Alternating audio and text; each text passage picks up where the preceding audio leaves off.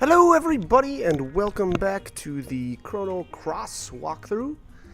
I'm actually going to head over here to the Hydro Marshes. You can't do anything here yet, but I wanted to show you guys this area. So we'll come back here obviously a bit later once we can actually accomplish anything, but this NPC here is blocking the way. So just keep in mind that this area is here, and again, you know, we will be back here later.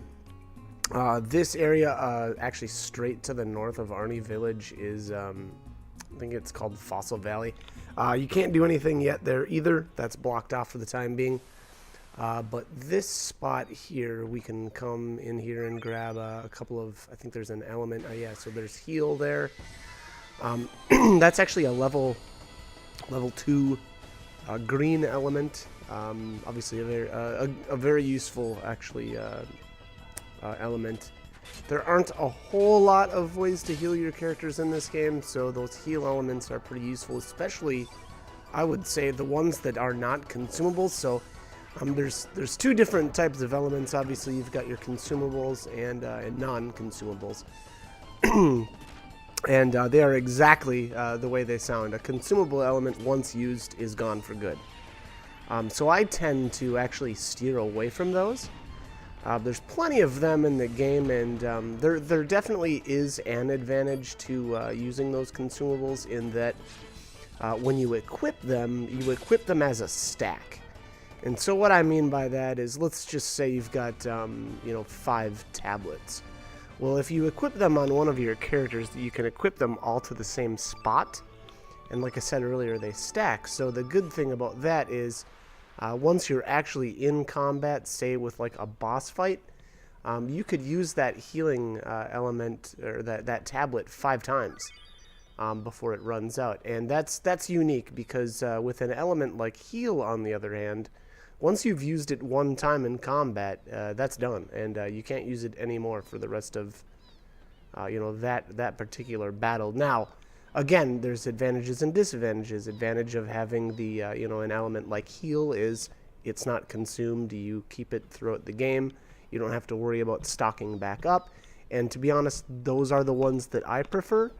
But again, if you feel like you need a bit more healing and maybe a certain battle, those consumables might be the way to go. So keep that in mind. Again, my recommendation is kind of sticking towards the elements that are not consumables.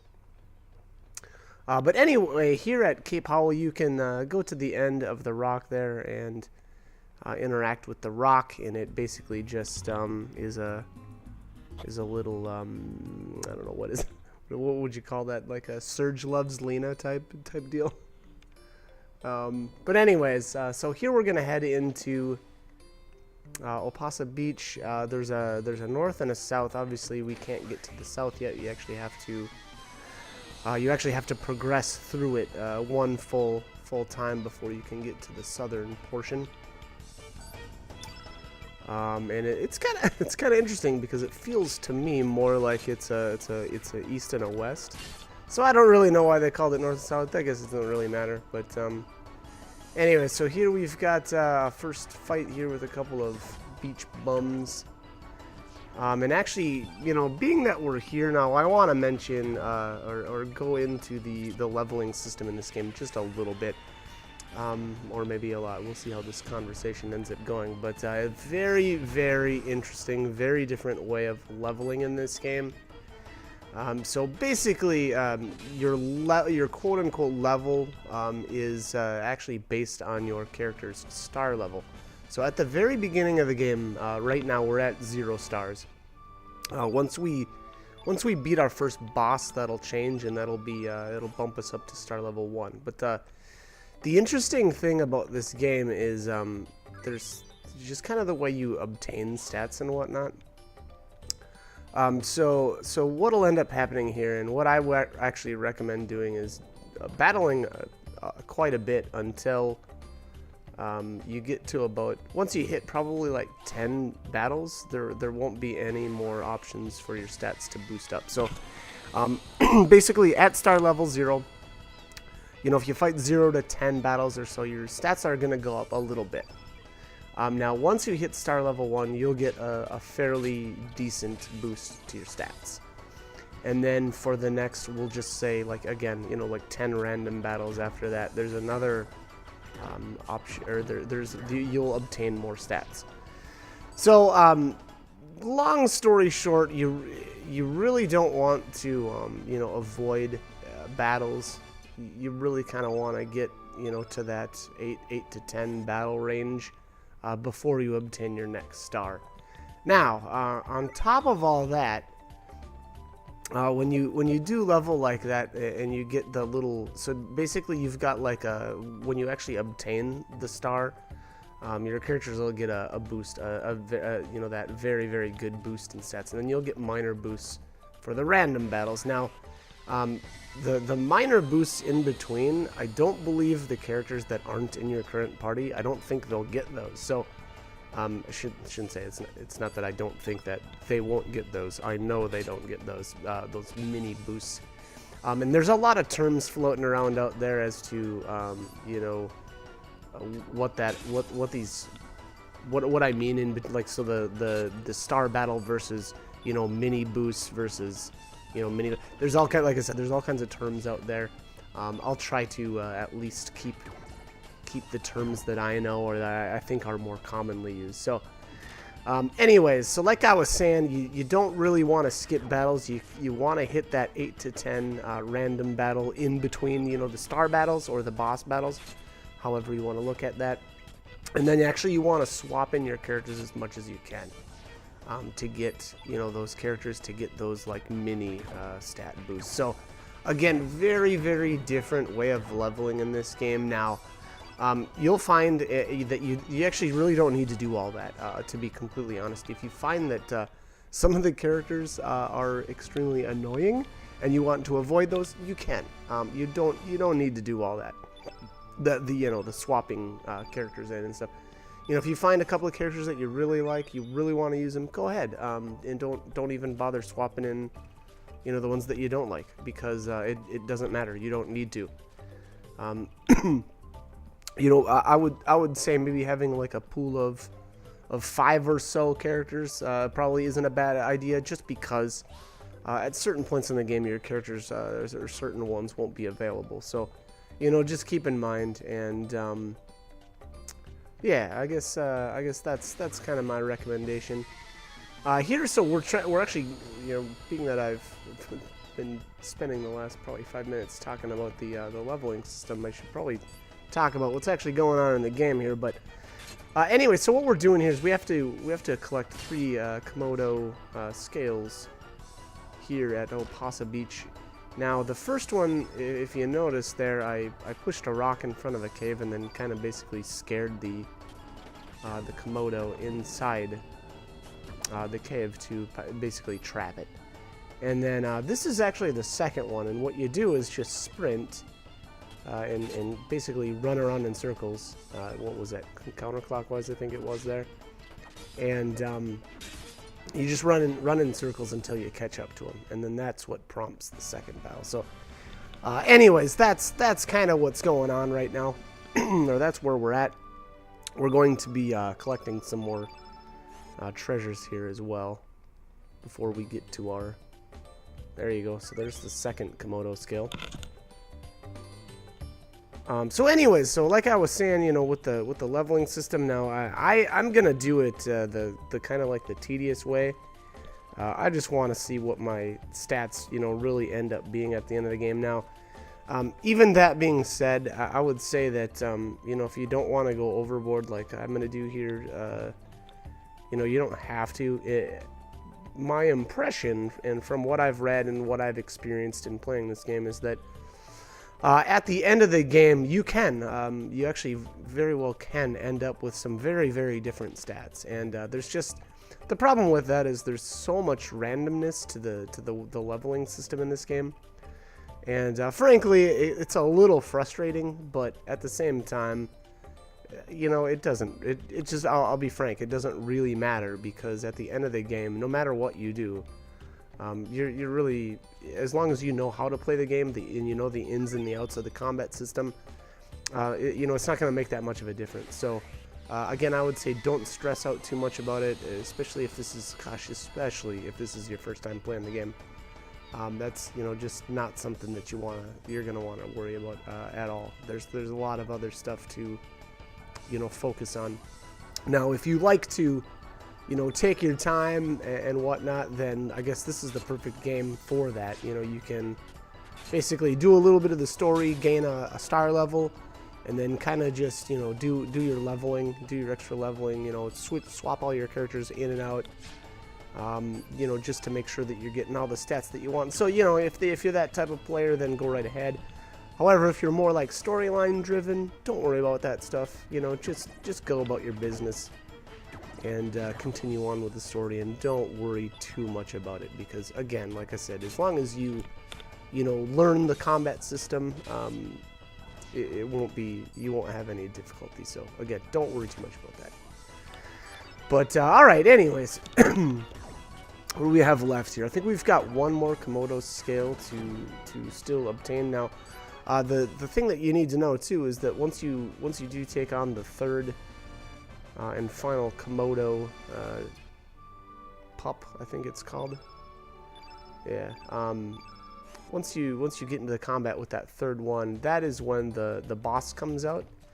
And so actually what you'll end up doing is facing the boss right after or immediately after the Komodo pup fight, which maybe sounds a little worrisome, but it's really not, especially if you've got Poshul. So that's the other thing. If you don't have Poshul yet, this whole area can be just a little bit tougher. I mean, because frankly, you'll have one less character. So it can be done, but again, keep in mind it can be a little bit more difficult if Surge is alone. So keep that in mind. All right, anyways, I'm gonna head out here to the left, and this is actually obviously leads you right back to the world map, and I just went out there to save.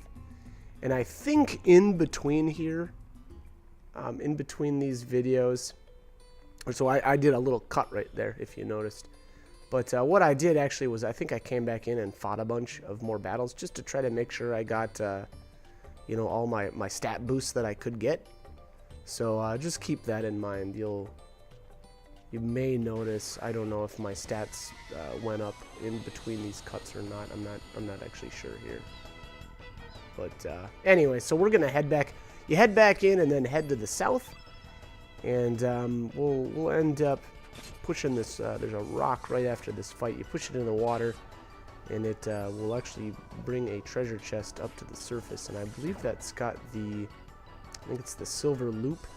And that item is actually very, very useful, especially at the beginning of the game. And if it's your first playthrough, obviously, being that I have started completely over, we'll be treating this as a first playthrough. So this game, much like Chrono Trigger, has a new game plus, which I love. I love new game plus. I wish more RPGs would do it, but anyways.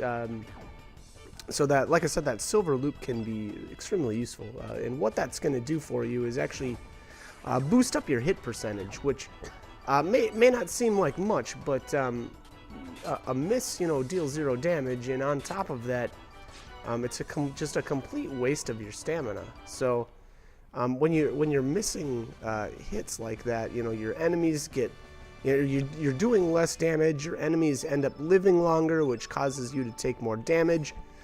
So I think there's more to missing maybe than initially meets the eye. So a very, very important item. Now I have some major issues apparently here pushing this rock. There we go. So again, like I said, that it's gonna bump the treasure chest and float it up to the surface. And yeah, we just gotta be kind of patient here. Be extremely patient. Standard. Oh yeah, I stood around for a little bit anyways. Alright, so there it is. There's the silver loop. And obviously I'm going to equip that on Surge. So the big reason why now, if you notice there, Poshul has a extremely I shouldn't say that.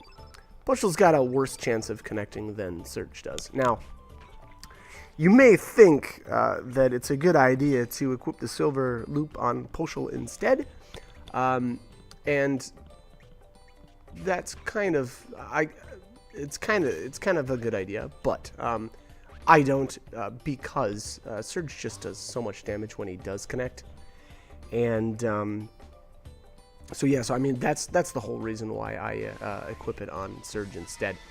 The other reason is Surge is going to be basically in your party.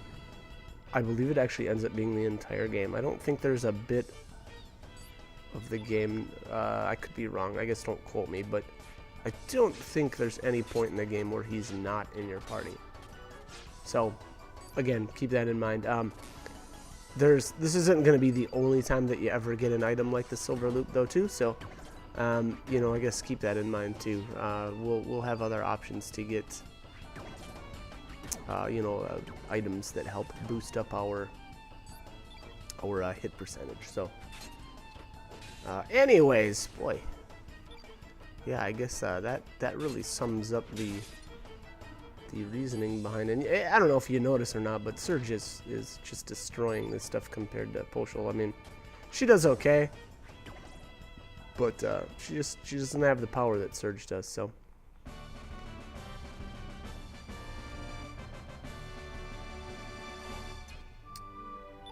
All right.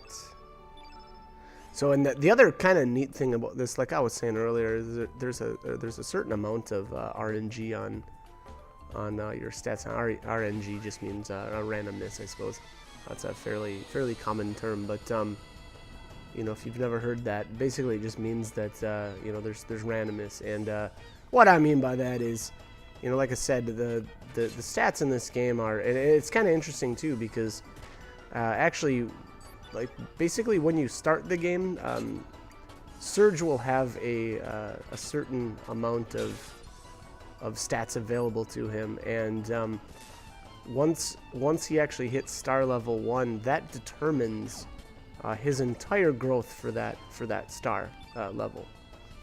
So what I mean by that is, I could start a game and you know, we'll just say fight 10 random battles, and maybe Surge's HP ends up at 53 like it did here.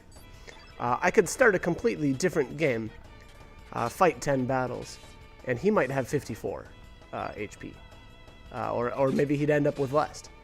So again, basically your growth for an entire level is set, kind of like when you obtain that star. So basically when you obtain star level 1, that's going to you know, determine his stat boosts for that entire level. So hopefully I've got that all straightened out and that all makes sense. Again, for a lot of people, that's just that kind of information isn't going to make a bit of difference.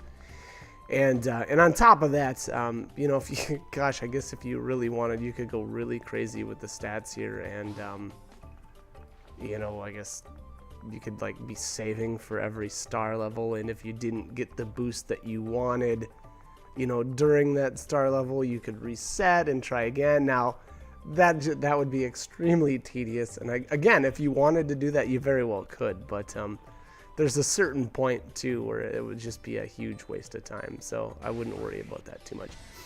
Here is the third and final Komodo pup, by the way. Basically, you have to time it out just right and jump on top of it as it paths, you know, below you. So jump off the cliff, land on him. It starts this battle. Again, keep in mind, once we finish this battle, the boss is going to come out and attack us. So, you know, just keep in mind you'll end up fighting this boss immediately after. So try to stay healthy, or at least be healthy at the start of the combat round. To be honest, though, this thing is not that big of a deal. So let's see what I end up doing. I think I use a few elements on it. Yeah, Fireball's probably a good one. I believe this is a blue element, or this enemy is a blue innate. We'll see here. Yeah, she's a blue. Okay. So red elements will do a little bit more damage. Again, now I wouldn't worry about that too much, though. You just don't have a whole lot of options right now, so you kind of just have to use what you've got.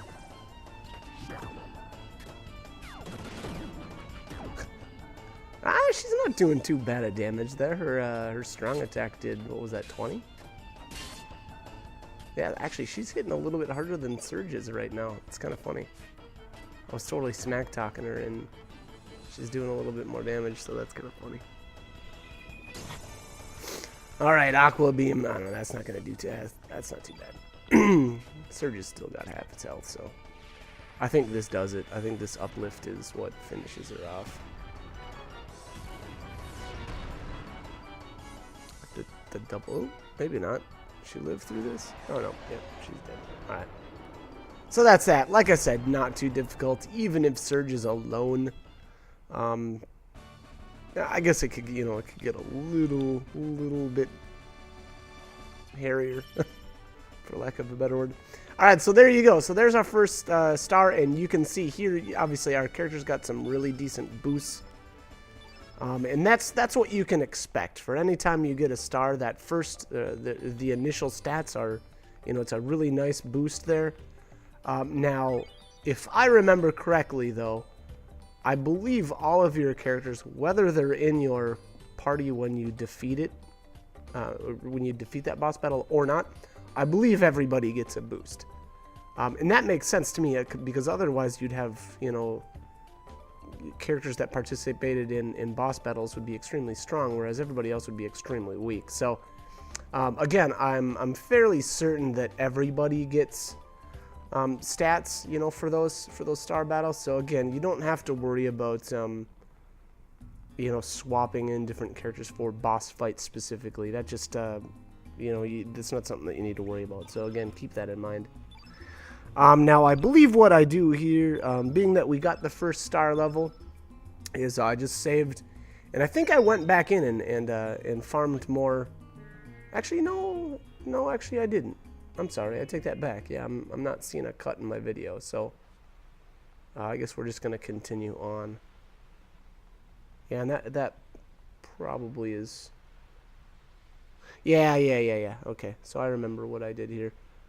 Reason why I waited to gain those or do those auto or random battles is we're gonna have to actually go through you know, a fairly decent sized, or sorry, we'll have to go through another area that's just required through the story, and we won't end up having another star battle for a little while. So I wasn't too worried about missing out on stats, you know, because of, say, progressing the progressing the story too far. And that's one of the things that you'll want to keep in mind if you do want to try to, you know, maximize your gains in between stars, is you know, you'll have to go out of your way to take care of extra battles. So one thing I want to say here about this little portion of the game is I believe this conversation here with Lena actually matters. So you have to pick a certain dialogue choice, otherwise you'll miss out, I believe, on one of her texts later on in the game. So just again, keep that in mind. You'll want to make sure that you answer this correctly. You want to answer with "I remember," and then what is this second part? I think the second part is something like "We'll never forget this day." So you know, again, keep that in mind if you're trying to get everything in the game. You'll have to answer her questions, you know, appropriately or correctly, I should say. And actually, I really like this dialogue. I think it ties in very, very well with the overall theme of the game. You know, Lena says something like, "Hey, you know, I wonder if we'll, you know, what's going to happen in 10, 20 years, what we're going to be like if, you know, we'll have kids," and that sort of thing. And that's kind of an interesting theme. It kind of goes along with the fishermen in Arne Village there. You know, how he mentions actually that, you know, he wondered what his life would have been like if he wouldn't have become a fisherman. And again, you know, it ties into the game's overall a theme, I would say, really, really well. So very, very cool dialogue, and we've actually got a really cool cutscene here too.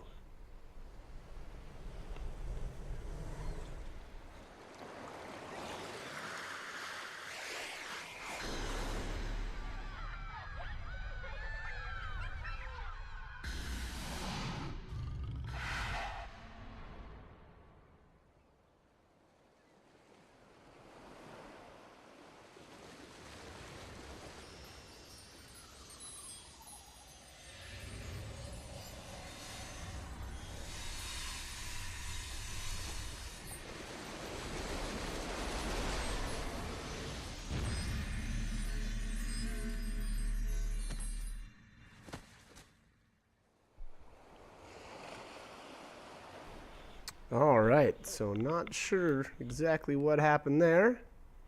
Well, I am. I've played the game a billion times. But, alright. Alright, so we wake back up here on the beach. Probably not the worst place to sleep. I don't know. Take a little nap.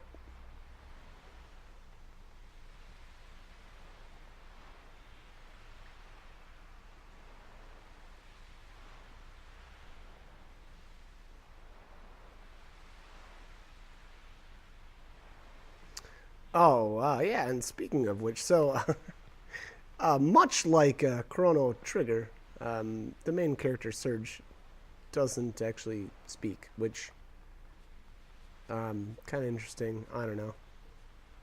Maybe a little odd. But alright, so apparently Lena's gone. Poshol, however, is here.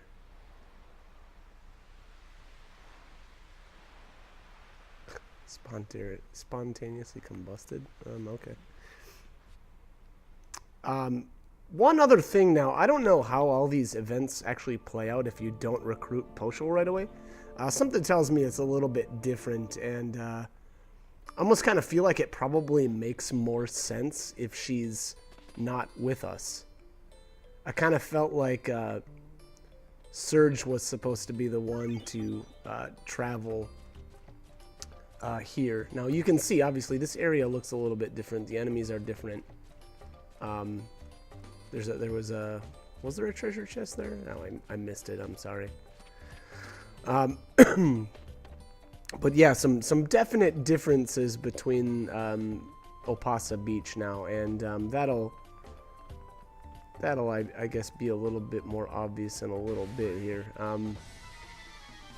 First off, number one would be, it would seem a bit strange for, so the old man says Lena's back in the village. Well, obviously that would be a little bit strange, right, if Lena just left Surge there and he was passed out. So, if that doesn't set off any red flags that something's up, then, you know, that'll be a little more obvious here in a little bit. But again, I almost feel like the beginning of the game probably makes a little bit more sense if you don't recruit Poshol right away. However, you know, just because of stat reasons and, yeah, well, mostly because of stat reasons, I, you know, obviously recruit her right away. So here you've got some I would say mini stat boosts. With, I believe that was Surge and Poshol obtaining, what was that, an HP boost. And you'll see that, you know, as we do a couple more of these I guess I would say auto battles. And here, kind of interesting, the shoe's on the other foot, and the Komodo pup will actually jump down on top of you. So again, kind of interesting. I don't know if that's exactly what they were trying for there, but you know, if you pick up on that, then bravo. But very, very interesting turn of events there, I guess I'd say.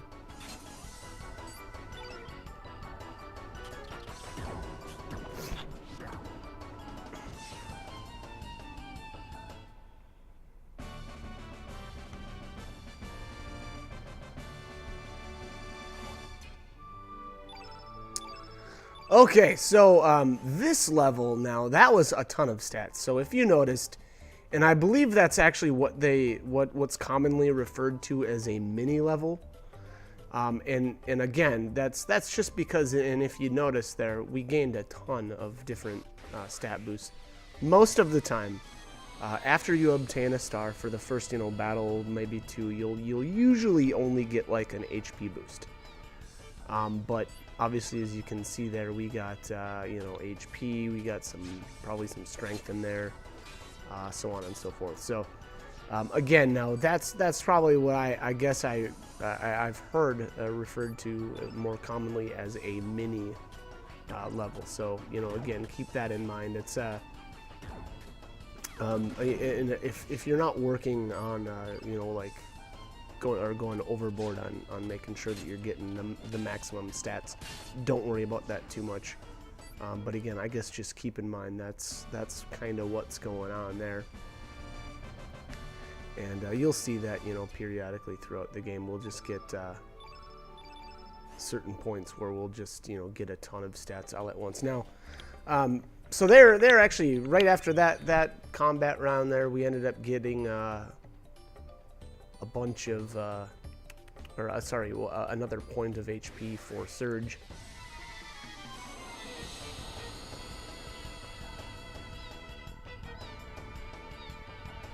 And I guess I would say, you know, once again, the random battles, I would say anywhere in between the 8 to 10 random battles after a star battle. That's basically when your stat boost will completely end. You know, there's only so much as far as stats that you can get in between.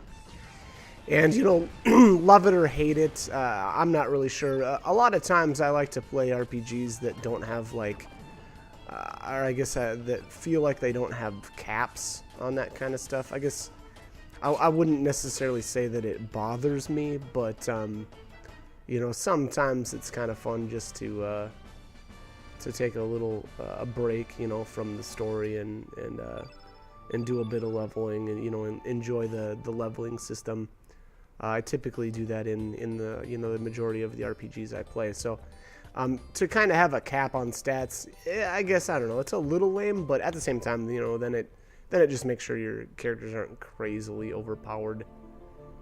And you know, this game does have a new game plus, like I mentioned. I believe that was the first video there. So you know, that'll, you know, at a certain point, yeah, you will be crazy OP, but it's most likely going to be your second playthrough. So anyways, alright, so here's, I guess I would say the other Arne village. Now, this one obviously you can see is already different. The one lady's got a rainbow shell there. And then, alright, so this is the poet. And this one says she hasn't told anyone about her poetry.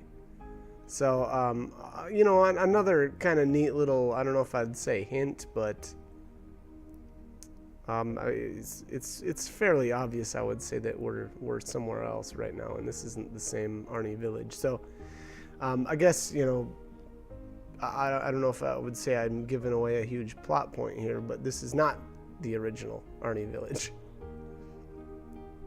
And here we've got another pot. Or I should say, this one is a pot and not a what was the other one? I think it was a barrel, right? So, you know, again, another neat little, you know, difference between the two worlds. I don't think there's anything under the bed in this one, but there is. You can open that up, and there's a treasure chest back here with a tablet inside. That's kind of lame. Oh well.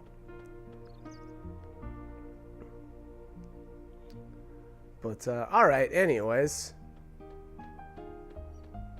Let's keep going here. Let's explore. And I believe this is technically considered another world. So the two worlds have labels. The original world is home world, and this is another world. So Opasa Beach is where the worlds connect, I suppose. And that's kind of where you're going to travel between the two. So keep that in mind. And again, now I feel like this game, you know, I mentioned actually in the first, I believe it was the first video there, the difference between, or I would say the biggest difference between Chrono Trigger and Chrono Cross is that in Chrono Trigger there was one timeline. And you know, the main characters traveled back and forth, changing that one timeline.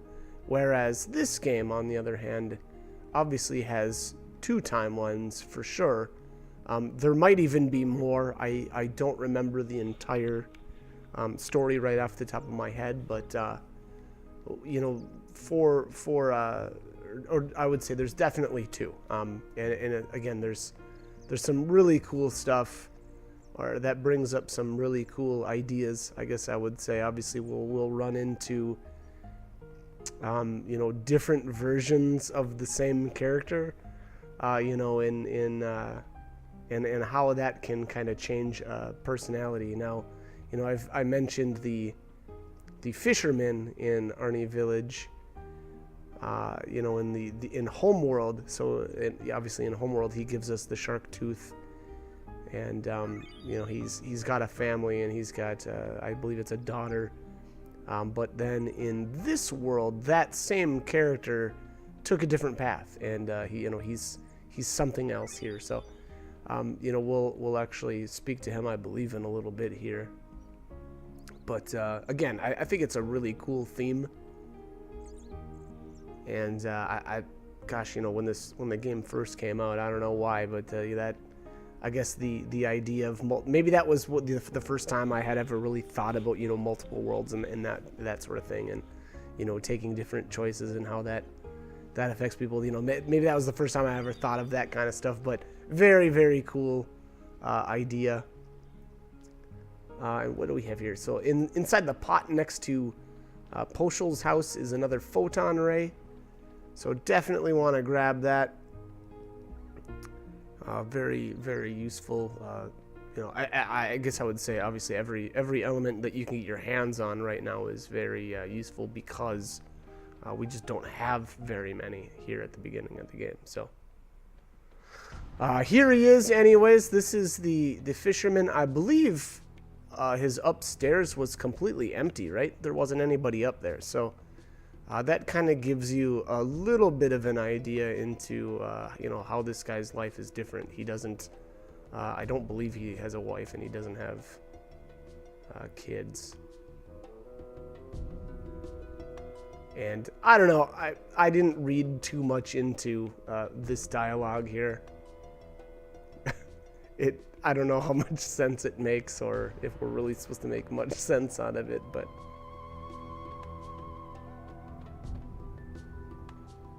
so anyways, the straw doll actually is a recruitable character called Mojo. I don't actually believe we can recruit him right now, but we will in a little bit. So here you can hand him the shark tooth, and he comments a little bit on, you know, almost kind of being interested. He's like, oh, well, this thing must have been insane, and you know, the shark must have been from a really huge shark. But then he says here that he couldn't be a fisherman for whatever. I missed what he said there. Oh, okay, so he actually gets a little, I don't know if I would say defensive, but he's you know, basically tells you to put that away, and he doesn't want anything to do with it, and he's happy with the choices he made. So it seems like this fish. Oh, I don't know. That looks like, okay, that house has got a bunch of people in it. So it actually looks like the same amount of people too. So it looked like an older, which I think is supposed to be the grandpa, and then I think his wife, and then his kids. So I don't know if that's what they indeed are here too. I actually really should have interacted with them. But anyways, yeah. So we'll come back to him later. I'm not really sure why you can't, you know, recruit Mojo right this minute, but actually, I guess I kind of do. Here in a little bit, there's a scene that may, I don't know if I'd say shed some light on it, but I guess it makes more sense to not recruit him quite yet. So, anyways, all right. So here's Lena. Obviously, doesn't recognize the main character at all. I think she alludes to a certain familiarity to him, like she feels like she knows him. But obviously not the same Lena as the home world. And this is kind of where it gets a little bit interesting here. So I don't know if it matters what you... Actually, I'm fairly certain it doesn't matter here what you ask her. But basically she says... she's talking about, a boy that she knew or grew up next to. Okay, and so his mother passed away too. But apparently this boy's name was Serge as well. And then you're like, hey, I'm Serge.